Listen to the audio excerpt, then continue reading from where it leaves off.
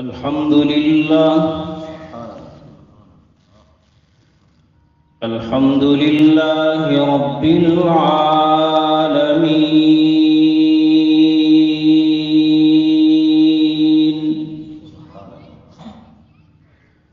والصلاة والسلام على سيد الرسل وخاتم الأنبياء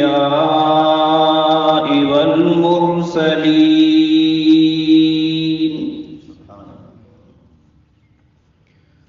وعلى آله وأصحابه الطيبين الطاهرين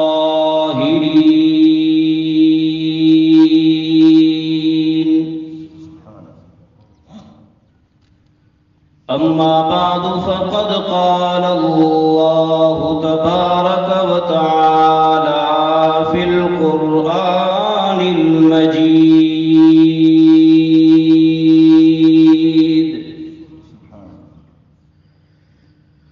أعوذ بالله من الشيطان الرجيم بسم الله الرحمن الرحيم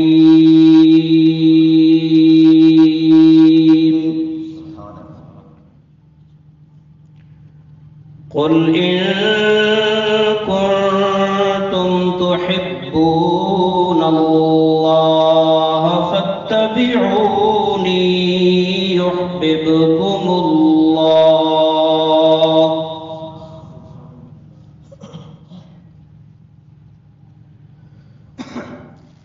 وقال النبي صلى الله عليه وسلم قال الله تبارك وتعالى وجبت محبتي للمتحابين في والمتجالسين في والمتزاورين في والمتبازلين في أو كما قال النبي صلى الله عليه وسلم اللهم صل على روح محمد في الأرواح وصل على جسد محمد في الأجساد وصل على قبر محمد في القبور وصل على روضة محمد في الرياض وصل على بلد محمد في البلاد يا رب صل وسلم دائما أبدا على حبيبك خير الخلق كلهم درود پاک پڑھ لیجیے اللهم صل على سيدنا محمد وعلى آل سيدنا محمد اللهم صل على سيدنا محمد وعلى آل سيدنا محمد قابل صد احترام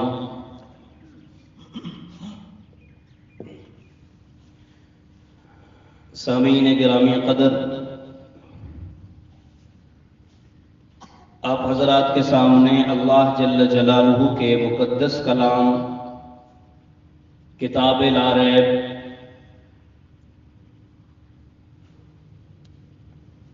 کی ایک مختصر آیت کا حصہ تلاوت کیا ہے۔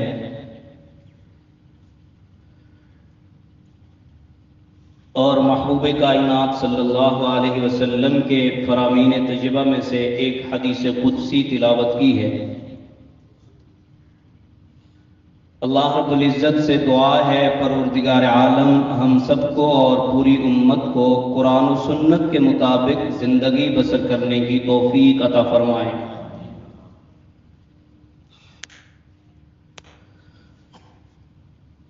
قرآن ضابطہ حیات ہے، قرآن مکمل ہدایت ہے، قرآن نہ تبدیل ہونے والی تعلیمات ہیں، قرآن اللہ رب العزت کا کلام ہے، لوح محفوظ سے رحمت عالم صلی اللہ علیہ وسلم کے سینہ اطہر و منور و معصوم تک محفوظ رہا۔ آپ صلی اللہ علیہ وسلم کے سینہ اقدس سے لسان نبوت، زبان نبوت تک محفوظ رہا۔ اللہ کے نبی جی صلی اللہ علیہ وسلم نے قرآن امت کو دیا، امت کے سینوں میں قرآن محفوظ رہا۔ آج تک 1400 سال گزر چکے، قرآن محفوظ ہے، قیامت تک قرآن محفوظ رہے گا۔ اس کا ریزن یہ ہے کہ اللہ رب العزت نے خود اعلان فرمایا، اِنَّا نَحْنُ نَزَّلْنَا الذِّكْرَ وَإِنَّا لَهُ لَحَافِظُونَ، کہ اس قرآن کو، اس ذکر کو، اس نصیحت کو، اس تعلیم کو، اس پیغام کو ہم نے ہی نازل کیا اور اس کی حفاظت بھی ہم کریں گے۔ میری حفاظت سے چوری ہو سکتی ہے، آپ کی حفاظت سے چوری ہو سکتی ہے، کسی بڑے کی حفاظت سے چوری ہو سکتی ہے، بادشاہ کا خزانہ بھی چوری ہو سکتا ہے، لوح و لشکر کے باوجود چوری ہو سکتی ہے، تبدیلی ہو سکتی ہے، کوئی چیز نکالی جا سکتی ہے، کوئی چیز داخل کی جا سکتی ہے، مگر اللہ وہ طاقت ہے کہ جس کی قدرت میں کسی کا کوئی حصہ نہیں ہے۔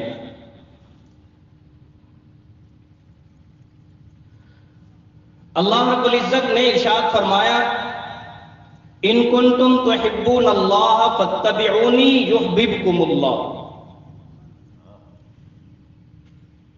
محبت کا دعویٰ تو سبھی کرتے ہیں، تعلق کا دعویٰ تو سبھی کرتے ہیں، نسبت کا دعویٰ تو سبھی کرتے ہیں، رشتے کا دعویٰ تو سبھی کرتے ہیں، دیکھا یہ جاتا ہے منا کون رہا ہے، نبھا کون رہا ہے، ضابطے کے مطابق چل کون رہا ہے۔ اللہ رب العزت نے ارشاد فرمایا، دنیا والوں، اگر تم یہ کہتے ہو ہمارا اللہ سے تعلق ہے، ہمیں قرآن کی ضرورت نہیں، ہمیں محبوب صلی اللہ علیہ وسلم کی ضرورت نہیں، ہمیں آپ صلی اللہ علیہ وسلم کی تعلیمات کی ضرورت نہیں، ہمیں کسی نئی ہدایت نصاحے کی ضرورت نہیں ہے، ارشاد فرمایا اگر یہ بات سچی ہے، قل ان کنتم تحبون اللہ، میرے محبوب جی فرما دیجئے اگر تمہارا اللہ سے رشتہ ہے، تعلق ہے، محبت ہے، پیار ہے، نسبت ہے، تو پھر فاتبعونی، آقا آپ فرمائیے میری اتباع کرو، یحببکم اللہ، پھر اللہ بھی تم سے محبت کر لیں گے۔ ابھی تو آپ کی طرف سے دعوی محبت ہے، وہ آپ کو دیکھتا ہے یا نہیں، وہ قبول کرتا ہے یا نہیں، وہ آپ کی محبت کو مانتا ہے یا نہیں، یہ تو اس کی مرضی ہے۔ آپ ایک آدمی کو سلام کرنا چاہتے ہیں مگر وہ منہ موڑ لیتا ہے، آپ ایک کو دوست بنانا چاہتے ہیں مگر وہ آپ کا دشمن رہنا چاہتا ہے، آپ ایک کو قریب لانا چاہتے ہیں مگر وہ آپ سے دوری کو پسند کرتا ہے، آپ ایک آدمی کے ساتھ تعلق بنانا چاہتے ہیں، وہ زندگی بھر آپ کے تعلق کو پسند نہیں کرتا۔ یہ ہو سکتا ہے اسی طرح تم اللہ سے محبت کا دعویٰ کر رہے ہو کہ ہمارا اللہ سے تعلق ہے، اللہ رب العزت کا تعلق بھی ہو نا، پھر محبت کامل ہوگی، اور اس کے لیے ضروری ہے کہ تم اللہ کے محبوب صلی اللہ علیہ وسلم کی اتباع میں زندگی گزارو۔ بات سمجھ تو آ رہی ہے نا؟ اتباع سنت میں زندگی گزارنے سے اللہ رب العزت بندے کو اپنا محبوب بنا لیتے ہیں، اپنا مقرب بنا لیتے ہیں، اپنا منظور نظر بنا لیتے ہیں، اپنا پیارا بنا لیتے ہیں، اپنا دوست بنا لیتے ہیں، اپنا ولی بنا لیتے ہیں. اور فرمایا اللہ رب العزت سے محبت تب سچی ہوگی جب اللہ کے محبوب کی اطاعت و فرما برداری میں زندگی گزری ہوگی. ایک بات تو یہاں مکمل ہوئی کہ اللہ کی محبت، اللہ کا تعلق، اللہ سے رشتہ مضبوط ہوتا ہے رسول اکرم صلی اللہ علیہ وسلم کی اتباع سے، اتباع سنت سے.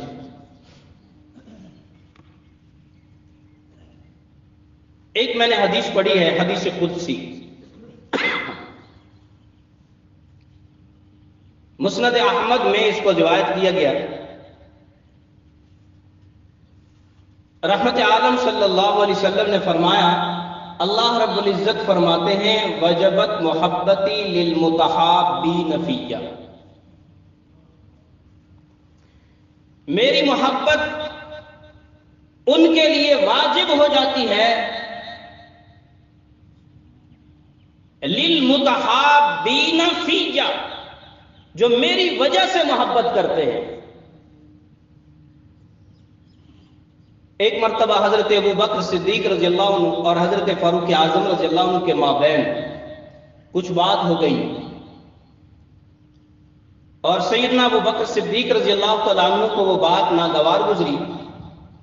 حضرت عمر رضی اللہ عنہ نے چاہا کہ ابو بکر صدیق مجھے وہ بات واپس لوٹا دیں، جیسے میں نے ان کو کہا وہ بھی کہہ دیں تاکہ بدلہ ہو جائے. یہ صحابہ کرام کا مقام ہے.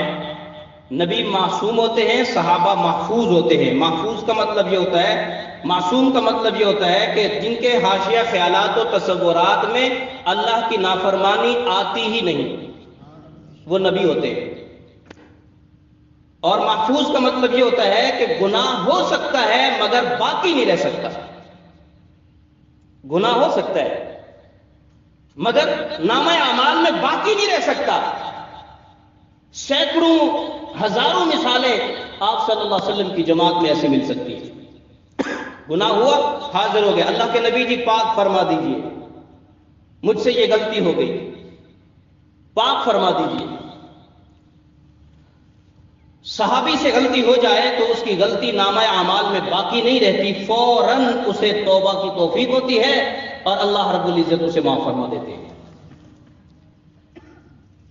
التائب من الذنب کمن لا ذنب لہ، رحمت عالم صلی اللہ علیہ وسلم نے فرمایا گناہوں سے توبہ کرنے والا ایسا ہے جیسے اس نے کبھی کوئی گناہ کیا ہی نہیں. محو کر دیا جاتا ہے نامہ اعمال سے. ایک محبت ہوتی ہے حسن کی بنیاد پر، مال کی بنیاد پر، منصب اور عہدے کی بنیاد پر، طاقت اور قوت کی بنیاد پر. یہ ساری محبتیں لالچ کے ساتھ ہوتی ہیں، پیسے کی لالچ، حسن کی لالچ، جسم کی لالچ، عہدے اور منصب کی لالچ یا اس کا ڈر، خوف اللہ کے لیے نہیں ہوتی. اللہ کے لیے محبت کہاں ہوتی ہے؟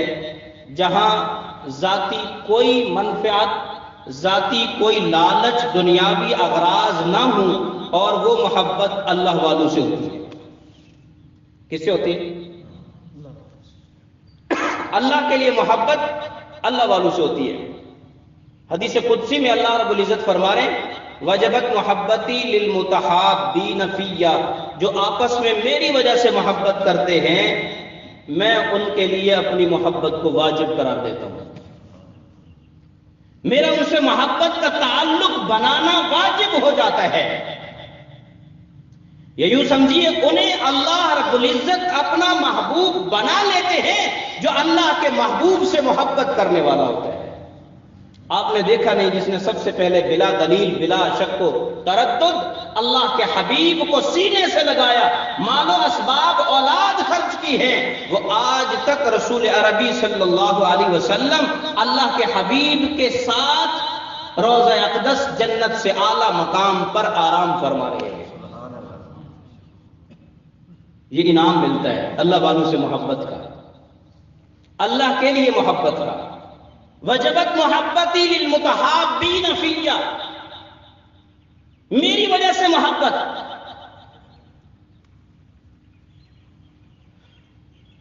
چنانچہ صحابہ کرام کو رسول اللہ صلی اللہ علیہ وسلم سے اللہ کے لیے محبت تھی، اور امت کو اللہ کے نبی سے اللہ کے لیے محبت ہے.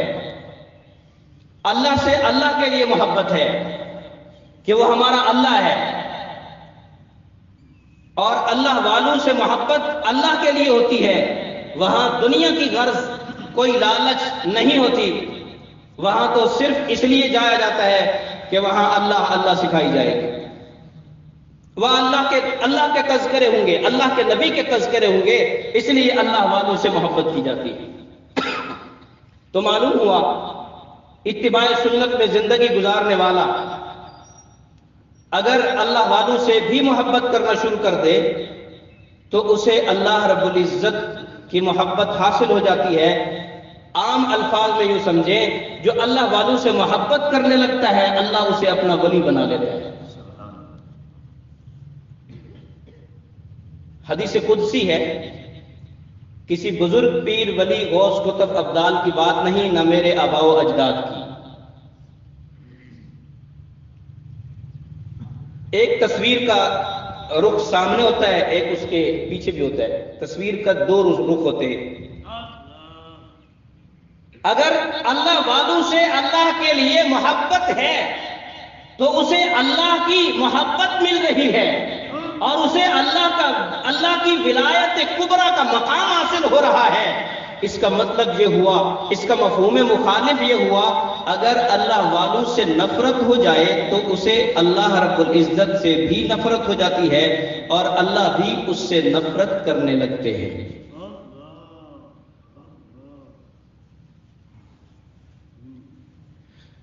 قرآن پڑھنے والوں سے محبت اللہ کے لیے ہے، قرآن سے محبت اللہ کے لیے ہے، مسجد سے محبت اللہ کے لیے ہے، عالم سے محبت اللہ کے لیے ہے، طالب العلم سے محبت اللہ کے لیے ہے، ماں باپ سے محبت اللہ کے لیے ہے. اللہ رب العزت کے لیے اگر محبت ہے تو پھر اسے اللہ رب العزت اپنا ولی بنا لیتے ہیں. اور دوسری بات ارشاد فرمائی، وجبت محبتی للمتجالسین فیہ، وہ لوگ بھی اللہ کی محبت کے حقدار بن جاتے ہیں جن کا مل بیٹھنا اللہ کے لیے ہوتا ہے. حقہ پینے کے لیے نہیں، سگریٹ پینے کے لیے نہیں، کسی کی ماں بہن بیٹی کے تذکرے کرنے کے لیے نہیں، کسی کی عزتوں کو اچھالنے کے لیے نہیں، کسی کے خلاف پلان تیار کرنے کے لیے نہیں، کسی کے خلاف منصوبے بنانے کے لیے نہیں، دنیا کی باتیں اکٹھی بیٹھ کر کرنے کے لیے نہیں، جن کا اکٹھے مل بیٹھنا اللہ کے لیے ہے. اور اللہ کے لیے مل بیٹھنا اللہ والوں کے پاس ہوتا ہے، علماء کے پاس ہوتا ہے، صلحاء کے پاس ہوتا ہے، قرآن والوں کے پاس ہوتا ہے. اسے معلوم ہے میں جا رہا ہوں، یہاں قرآن پڑھا جائے گا، قرآن سنا جائے گا، قرآن ملے گا، قرآن کے علاوہ بات نہیں ہے، تو اسے یہاں پیسے کی لالچ نہیں ہے، یہ اللہ کے لیے قرآن والوں کے ساتھ بیٹھ رہا ہے، اللہ والوں کے پاس بیٹھ رہا، علماء صلحاء کے پاس بیٹھ رہا. والمتجالسین فیہ، ان کا مل بیٹھنا حدیث پاک میں ہے، جن کا ملنا میری وجہ سے ہو، جن کا جدا ہونا میری وجہ سے ہو، فقد استکمل الایمان. رحمت عالم نے فرمایا من احب للہ وابغض للہ واعطى للہ ومنع للہ فقد استکمل الایمان. یہ محبت اللہ کے لیے، نفرت اللہ کے لیے، اس لیے کہ اللہ رب العزت کا حکم ہے نفرت کرو، اس لیے نفرت ہے، محبت کرو اس لیے محبت ہے. نفرت اور محبت کا تعلق اللہ کے لیے ہے، اور عطا کرنا اور روکنا اللہ کے لیے ہے. اس کو دینا اللہ کا حکم ہے، دے رہا ہوں، اس کو نہیں دینا اللہ کا حکم ہے، اس لیے نہیں دیتا. جس نے روکنا، جس نے دینا بھی اللہ کے لیے کر لیا، روکنا بھی اللہ کے لیے کر لیا، محبت بھی اللہ کے لیے کر لی، دشمنی بھی اللہ کے لیے کر لی، فقد استکمل الایمان. رحمت عالم صلی اللہ علیہ وسلم نے فرمایا اس آدمی نے اپنے ایمان کو مکمل کر لیا ہے.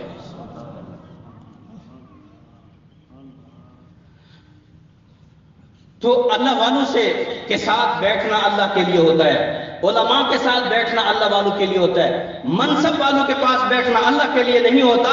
کوئی ٹارگٹ لے کے جاتا ہے، بچے کی نوکری مل جائے گی، رشتہ دار کی نوکری مل جائے گی، فلاں آدمی کا کام کروا لوں گا، فلاں آدمی سے تعلق بن جائے گا، اس کے ساتھ بیٹھیں گے تو اس سے مجھے نجات مل جائے گی، اس بڑے کے پاس بیٹھنے سے ان بڑوں کی بدماشی اور ان بڑوں کی نفرتوں سے بچ جاؤں گا۔ اس لیے ہوتا ہے محض علماء صلحاء اللہ والوں کے پاس بیٹھنا اللہ کے لیے ہوتا ہے۔ یاد رکھیے جو اللہ والوں کے پاس علماء صلحاء کے پاس بیٹھتے ہیں اللہ کی محبت حاصل ہو جاتی ہے، اور جو اللہ والوں سے دور ہوتے ہیں، اللہ والوں سے دور ہوتے ہیں، ان کے پاس بیٹھنا پسند نہیں کرتے، ان کی باتیں سننا پسند نہیں کرتے، علماء صلحاء کے پاس بیٹھنا انہیں اچھا نہیں لگتا، انہیں یوں لگتا ہے جیسے قید کر لیا گیا ہے۔ تو یاد رکھیے ان لوگوں کو اللہ رب العزت کی محبت حاصل نہیں ہو سکتی، چاہے 100 سال تہجد کے نوافل اور دن بھر خرچ کرنا بھی لے کر آ جائے۔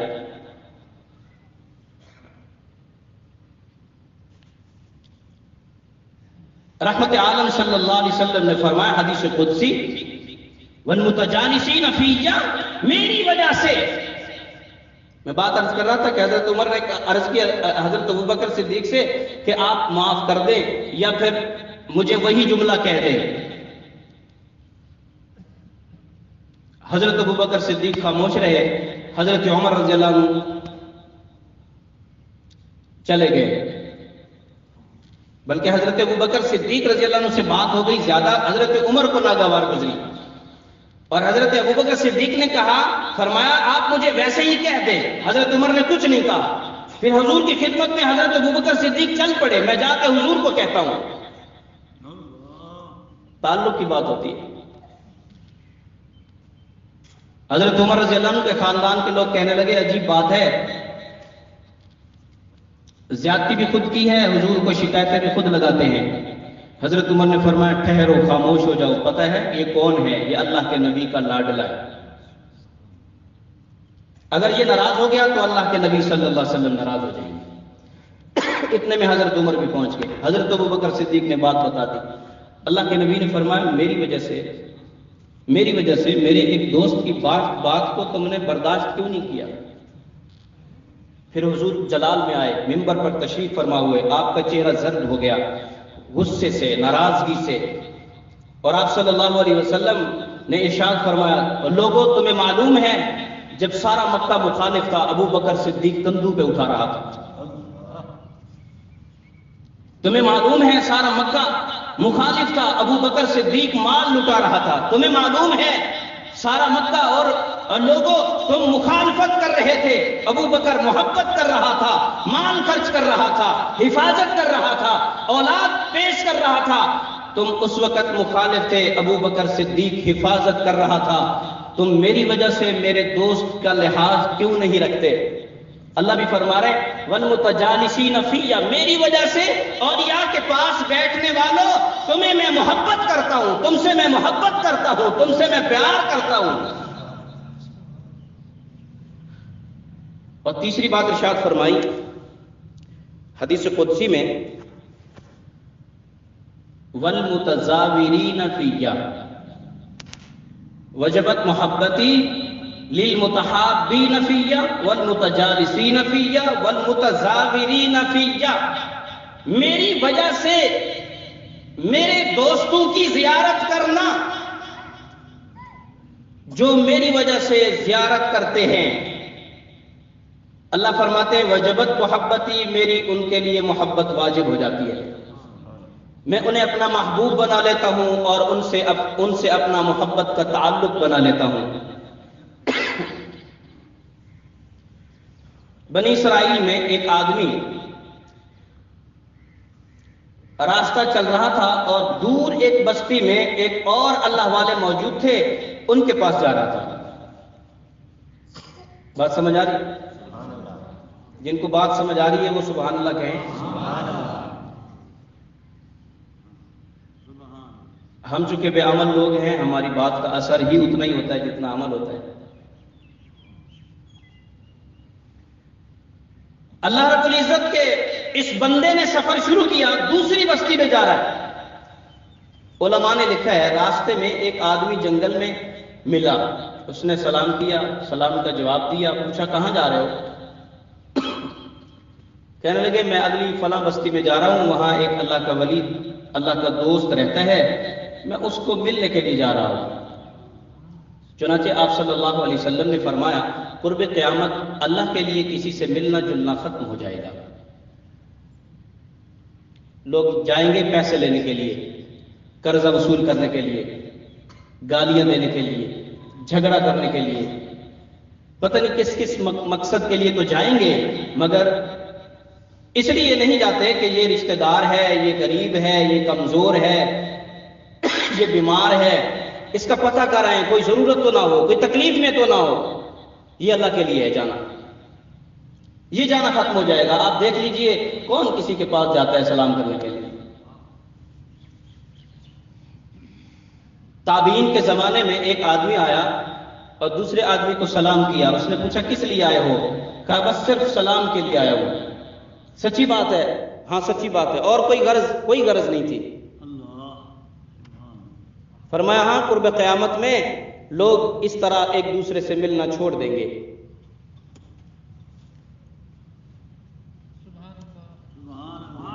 اللہ رب العزت نے فرمایا حدیث قدسی میں والمتزاورین فیہ، آپس میں زیارت کرنے والے میری وجہ سے۔ تو اس سے اس بندے نے پوچھا، راستے میں کھڑے آدمی نے، کیوں جا رہے ہو؟ کہا بس ان کی زیارت کے لیے اور ملاقات کے لیے جا رہا ہوں۔ ہمارے اکابر علماء دیوبند نے لکھا ہے اگر کسی سچے اللہ کے ولی کی زیارت کر لی اور اس کے بعد اللہ سے دعا مانگ لی کہ یا اللہ ہم نے تیرے سچے ولی کی زیارت کی ہے، تو اپنے اس سچے ولی کی ہماری نیت کے مطابق زیارت پر ہمیں یہ بھی عطا فرما، یہ بھی عطا فرما، یہ بھی عطا فرما، اللہ رب العزت اس کی دعاؤں کو قبول فرماتے ہیں۔ لوگ کہتے ہیں دیوبندی اولیاء کو مانتے نہیں ہیں۔ میرا دادا بھی ولی تھا، میرا پردادا بھی ولی تھا، اور ان کا اولیاء سے تعلق تھا۔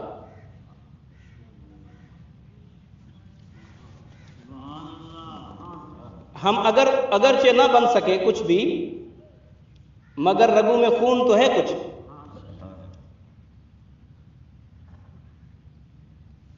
اللہ رب العزت کے اس بندے نے پوچھا کس لیے جاتے ہو؟ کہا کہ میں اس لیے جاتا ہوں کہ بس اللہ کے اس ولی کی زیارت کروں اور ملاقات کروں، مصافحہ کروں۔ اس راستے میں روکنے والے آدمی نے کہا میں انسان نہیں ہوں، میں اللہ کا بھیجا ہوا فرشتہ ہوں اور تمہیں بشارت اور مبارک دینے کے لیے آیا ہوں۔ اللہ فرما رہے ہیں تو میرے ایک دوست، ولی، عالم دین، دیندار، مجھ سے محبت کرنے والے سے ملنے اور زیارت کے لیے جا رہے ہو، میں اللہ تم سے محبت کرتا ہوں۔ کچھ سمجھ آئی یہ بات؟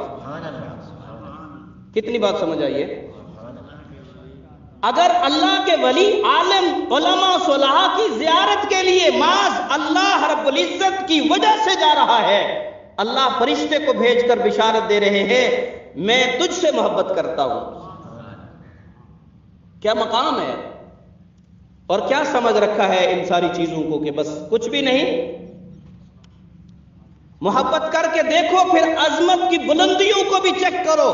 نفرت کر کے دیکھو، عمیق گمراہی اور عمیق گڑو، گمراہی کے عمیق گڑو اور ذلت و خواری کی زندگی کے مزے بھی چکھ کے دیکھ لو، دنیا نے دیکھے ہیں۔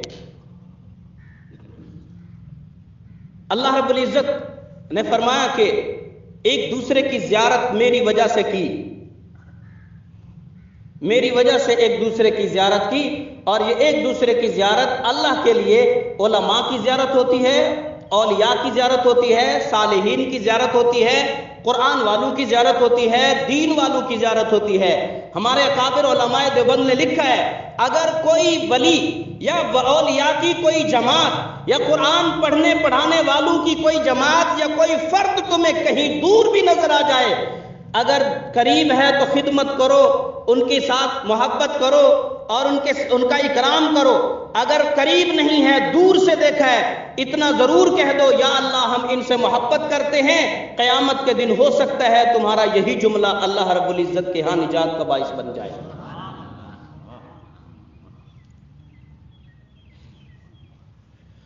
چوتھی بات ارشاد فرمائی اللہ رب العزت نے، وہ ہے والمتبازلین فیہ، وجبت محبتی للمتحابین فیہ والمتجالسین فیہ والمتزاورین فیہ والمتبازلین فیہ، میری وجہ سے میرے اولیاء پر، علماء پر، صلحاء پر، دین پر، مسجد پر، مدرسے پر خرچ کرنے والے بھی اللہ کی محبت کے حقدار بن جاتے ہیں۔ اللہ والوں پر خرچ کرنا، ہمارے قریب کے زمانہ میں حضرت مولانا شاہ اشرف علی تھانوی نور اللہ مرقدہ اولیاء کی ایک جماعت کے بڑے سردار تھے سلسلہ چشتیہ میں۔ ان کے زمانے میں ایک اللہ والے مجذوب سے تھے حضرت سید توکل شاہ صاحب رحمۃ اللہ علیہ، اور وہ حضرت سید توکل شاہ صاحب رحمۃ اللہ علیہ تھانہ بھون حضرت تھانوی رحمہ اللہ کی خدمت میں اکثر آیا کرتے تھے، اور اتنے بڑے مالدار اور سخی تھے کہ ہر وقت ان کے پاس دسترخوان بچھا رہتا، ہر کوئی ان کے کھانے سے کھاتا تھا۔ اب تو بھائی بہن کو کھلانے سے ڈرتا ہے، بلکہ یوں کہنا چاہیے اب تو بھائی بہن کو کھلانے سے نفرت کرتا ہے۔ اب تو بہن بہن کے گھر آ جانے سے سینہ تنگ کرنے لگتی ہے۔ اب تو باپ کچھ مانگ لے تو بیٹا منہ چڑھا لیتا ہے۔ ایسے تھوڑی اللہ کی محبتیں حاصل ہو جایا کرتی ہیں۔ اللہ رب العزت کی محبت حاصل کرنے والوں کا مقام کچھ اور ہوتا ہے۔ ایک رات خواب دیکھا، اور حدیث پاک سن لیجئے۔ رحمت عالم صلی اللہ علیہ وسلم نے فرمایا، من رآنی فی المنام فقد رآنی انہو لا یتمثل بی الشیطان، دوسری روایت لا یتشکل بی الشیطان، تیسری روایت لا یتصور بی الشیطان۔ اللہ کے نبی صلی اللہ علیہ وسلم نے فرمایا، جس نے خواب میں مجھے دیکھا اس نے مجھے ہی دیکھا، اس لیے کہ شیطان میری تصویر نہیں بنا سکتا، میری شکل نہیں بنا سکتا، میری مثل نہیں بنا سکتا۔ جس نے بھی خواب میں اللہ کے نبی کی زیارت کی ہے اس نے حقیقت میں اللہ کے نبی کی زیارت کر لی۔ اگلی بات بھی سن لیجئے۔ رحمت عالم فضائل مدینہ منورہ ایک کتاب ہے ہمارے بزرگوں کی، اس میں لکھا ہے رحمت عالم صلی اللہ علیہ وسلم نے فرمایا، جس نے خواب میں مجھے دیکھ لیا قیامت کے دن بھی مجھے دیکھے گا، اور جس نے قیامت کے دن مجھے اس ہولناکی کے منظر میں دیکھ لیا وہ حوض کوثر پر میرے پاس کھڑا ہوگا، اور جو حوض کوثر پر میرے پاس کھڑا ہوگا میں اس کی شفاعت کروں گا، میں جس کی شفاعت کروں گا اللہ اسے جنت عطا فرمائیں گے۔ معمولی بات نہیں ہے۔ دنیا ڈھونڈتی رہتی ہے کوئی وظیفہ دے دو۔ ہمارے شیخ العرب والعجم اولیاء کے امام حضرت حافظ پیر ذوالفقار احمد نقشبندی مجددی دامت برکاتہ العالیہ فرماتے ہیں، لوگوں تم محبوب کی سنتوں کو اپنا لو، جاگتے جاگتے بھی اللہ کے نبی کی زیارت نصیب ہو سکتی ہے، اور ہو رہی ہے۔ اللہ رب العزت نے ارشاد فرمایا حدیث قدسی میں، والمتبازلین فیہ، جو میری وجہ سے آپس میں میری وجہ سے اللہ والوں پر خرچ کرتے ہیں۔ تو شاہ سید توکل شاہ صاحب رحمہ اللہ نے خواب دیکھا، اللہ کے نبی صلی اللہ علیہ وسلم نے فرمایا، توکل شاہ کیسے دوست ہو ہمارے، ہماری تو تم دعوت ہی نہیں کرتے۔ توجہ ہے، ہماری تو تم دعوت ہی نہیں کرتے۔ بس اتنا خواب آیا، عاشق صادق سارا دن بغیر پانی کے جیسے مچھلی تڑپتی ہے یوں تڑپتا رہا، وہ لمحات کب آئیں گے کہ آنکھیں بند ہوں، مگر شوق اور محبت اور اس ایک جھلک کی وجہ سے کب عاشق کی آنکھیں بند ہوتی ہیں پھر کھل جاتی ہیں، نظر تو نہیں آ رہے کہیں۔ اللہ کے نبی صلی اللہ علیہ وسلم نے فرمایا، توکل شاہ صاحب کیسے دوست ہو، ہماری دعوت ہی نہیں کرتے۔ بس اتنا خواب آیا اور ختم۔ سارا دن روتے رہے، درود شریف پڑھتے رہے، دعائیں مانگتے رہے، یا اللہ کیا ہو گیا۔ اگلے دن پھر سوئے رات کو، پھر خواب میں آیا۔ خواب آیا، اللہ کے نبی صلی اللہ علیہ وسلم نے فرمایا، توکل شاہ کیسے دوست ہو ہمارے، ہماری دعوت ہی نہیں کرتے. بس اتنا خواب آیا پھر ختم. ایک جھلک سے عاشق تب سیراب ہوتا ہے. پھر تیسری رات آئی اور اللہ کے نبی صلی اللہ علیہ وسلم کی زیارت کا شرف حاصل ہوا. آج رات خواب لمبا ہو گیا. توکل شاہ صاحب نے عرض کی اللہ کے نبی جی میں کیسے آپ کی دعوت کروں؟ اللہ کے نبی صلی اللہ علیہ وسلم نے فرمایا الخلق عیال اللہ، یہ مخلوق اللہ کی عیال ہے. چنانچہ قیامت کے دن اللہ فرمائیں گے میں بھوکا تھا تو نے کھلایا نہیں، میں پیاسا تھا تو نے پلایا نہیں، میں بیمار تھا تو نے بیمار پرسی نہیں کی. بندہ کہے گا اللہ آپ کھانے سے پاک ہیں، پینے سے پاک ہیں، بیمار ہونے سے پاک ہیں، آپ کیا ارشاد فرما رہے ہیں؟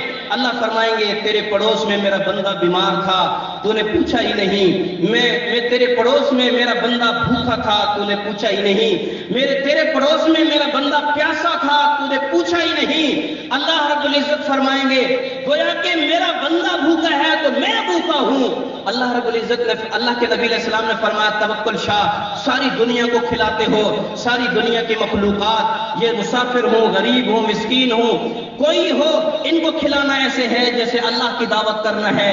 یہ اللہ کے عیال ہیں اور ہماری دعوت یہ ہے کہ ہمارے وارثوں کو کھلایا جائے. اللہ کے نبی کے وارث کون ہیں؟ بولو اتنا فتویٰ تو آپ کو بھی آتا ہے. کون ہے؟ العلماء ورثۃ الانبیاء. علماء انبیاء کے وارث ہیں. ان الانبیاء لا یورثوا دینارا ولا درہما. انبیاء درہم اور دینار نہیں چھوڑتے، علوم نبوت پہنچاتے ہیں. انبیاء کے وارث علماء ہیں. محبوب صلی اللہ علیہ وسلم نے فرمایا توکل شاہ اگر میری دعوت کرنی ہے تو پھر ہمارے وارثوں اولیاء علماء کی دعوت کرو. علماء نبی کے علوم نبوت کے وارث ہیں، اولیاء کیفیات نبوت کے وارث ہیں. فرمایا ہمارے وارثوں کی دعوت کرو پھر ہم خوش ہو جائیں گے کہ آپ نے ہماری دعوت کی ہے. بس خواب ختم ہوا، اگلے دن تیاری شروع ہو گئی. صحیح توکل شاہ صاحب نے پرتکلف دسترخوان سجایا، علاقہ بھر کے چھوٹے بڑے علماء صلحاء اولیاء کو بلایا اور پھر ٹہل رہے تھے اور فرما رہے تھے آج تو میرے محبوب کی دعوت ہے، آج تو میرے محبوب کی دعوت ہے. اور پھر فرمایا جب تک زندہ رہے ہر ہفتے میں ایک پرتکلف دعوت کرتے اور علماء صلحاء کو بلا کے کھانا کھلاتے. اب تو کوئی مر جائے تو مولوی کو بلا لیتے ہیں، ادروائز مولوی کی ضرورت ہی نہیں ہے. دعا کرنی، دعا اب تو ابھی تو کر لیتے ہو سارا، 5 وقت نماز کے بعد کرتے نہیں ہو، پھر کیوں بلا لیں؟ کر لو اب بھی دعا آپ خود ہی، کیا ضرورت ہے؟ بعض لوگ کہتے ہیں مولوی کی کیا ضرورت ہے، نام بھی سیدھا نہیں لیتے. یہ نفرت کی علامت ہے. نفرت اللہ سے بھی دور کر دیتی ہے، جنت سے بھی دور کر دیتی ہے. حضور نے فرمایا جنت کی خوشبو وہاں اور وہاں تک پہنچے گی مگر ایسے لوگوں کو جنت کی خوشبو بھی نہیں آئے گی. اللہ کے نبی صلی اللہ علیہ وسلم نے فرمایا حدیث قدسی میں اللہ فرما رہے ہیں وجبت محبتی للمتبازلین فیہ، میری وجہ سے خرچ کرنے والے. MNA کو بلاتے ہو نا، میں نہیں کہتا کہ نہ بلاؤ، میرے بھی بہت سارے دوست ہیں، ہم نے بھی کبھی الیکشن سٹینڈ کیا تھا تو بہت سارے لوگ ہمیں بھی جانتے ہیں، آتے ہیں، کھاتے بھی ہیں، کھلاتے بھی ہیں، مگر یہ اللہ کے لیے نہیں ہے. بتا دو ہے اللہ کے لیے؟ اتنے کھانے بناتے ہیں آپ اور میں، یہ اللہ کے لیے ہوتا ہے؟ مولوی کو دال پہ راضی کر لیتے ہیں، پھر بھی وہ تمہارا جنازہ پڑھاتا ہے، پھر بھی وہ تمہارے لیے دعائیں مانگتا ہے، پھر بھی وہ تہجد میں روتا ہے. وہ تہجد میں جہاں اپنے بچوں کے لیے روتا ہے وہ آپ کی نسل تک کے لیے بھی روتا ہے. اگر آج علماء کو ذلیل کر دیا تو نسلیں برباد ہو جائیں گی، ایمان نصیب نہیں ہو سکتا. یہ نبی کے وارث ہیں. جس نے علماء کو تکلیف پہنچائی گویا اس نے اللہ کے نبی کو تکلیف پہنچائی. اللہ کے نبی علیہ السلام نے فرمایا والمتبازلین فیہ، میری وجہ سے اولیاء، علماء، صلحاء، قرآن والوں، دین والوں اور مسجد اور مدرسے پر، خانقاہ پہ خرچ کرنے والا، اللہ رب العزت فرما رہے اس کو بھی میری محبت لازم ہے، اس کو بھی میری محبت ملے گی. یہ 4 بندے نہیں ہیں، ایک بندے کی 4 صفات ہیں. جب بندہ اللہ کے لیے محبت کرتا ہے اللہ والوں سے، اللہ کے لیے اللہ والوں کے ساتھ بیٹھتا ہے، اللہ والوں کے لیے اللہ والوں کی زیارت کے لیے جاتا ہے اور اللہ کے لیے اللہ والوں پر خرچ کرتا ہے، تو اللہ رب العزت اس بندے کو اپنے محبوب کی اتباع سنت کا نور عطا فرماتے ہیں، اور اس نور اتباع سنت کی برکت سے اپنے اولیاء کی صف میں شامل کرتے ہیں، اور پھر آخر وقت میں یہ اعلان ہوتا ہے فادخلی فی عبادی وادخلی جنتی، فادخلی فی عبادی وادخلی جنتی، میری بندوں کی لسٹ میں شامل ہو جاؤ، میرے اولیاء میں شامل ہو جاؤ، پھر میری جنت میں چلے جاؤ، انٹری کروا لو، نام درج کروا لو، لسٹ میں نام لکھوا دو، پہلے ادھر آ جاؤ پھر ادھر چلے جاؤ۔ اللہ رب العزت سے دعا ہے پروردگار عالم ہمیں اپنا اور اپنے محبوب صلی اللہ علیہ وسلم کا سچا تعلق نصیب فرمائے، اور اللہ تعالی ہمارے بھائی محمد رمضان صاحب کی کامل مغفرت فرمائے۔ کافی وقت دعوت و تبلیغ کے ساتھ بھی لگایا ہے، در در پہ جا کے لوگوں کو مسجد کی طرف بلاتا رہا۔ اللہ فرماتا ہے، اللہ کے نبی فرماتے ہیں اس سے بڑھ کر کس کی بات ہو سکتی ہے؟ اللہ قرآن میں فرما رہے ہیں اس سے بڑھ کر کس کی بات ہو سکتی ہے جو اللہ کی طرف لوگوں کو بلائے اور پھر یہ کہے میں تو عام سا مسلمان ہوں، بس کوئی بڑائی بھی نہیں جتلا رہا۔ منت سماجت سے لوگوں کو ایمان کی طرف، نماز کی طرف، قرآن کی طرف بلانا یہ عام کام تو نہیں ہے۔